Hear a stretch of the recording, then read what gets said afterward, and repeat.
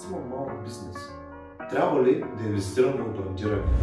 Да, брандирането тогава има още по-голяма стойност, защото вие не разполагате с огромните бюджети на големите фирми. Вие имате себе си, вашето име и вашата репутация. Инвестирайте точно в тях и се опитвайте да създавате лоялни взаимоотношения с вашите клиенти и начини, по които вашите клиенти да ви запомнят. Не е скъпа инвестицията в правилното брандиране. Не е скъпо това вие да брандирате вашия магазин. Не е скъпо това вие да брандирате вашите служители. Точно там е силата на малкия бизнес, защото вие сте достатъчно гъвкави и достатъчно свободни да вземате тези решения и да експериментирате и да видите какво се харесва на вашите хора и какво не се харесва.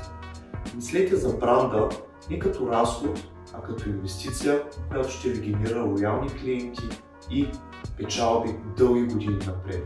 Колкото по-рано започнете да създавате име, бранд и марка, толкова по-добре за вас самите.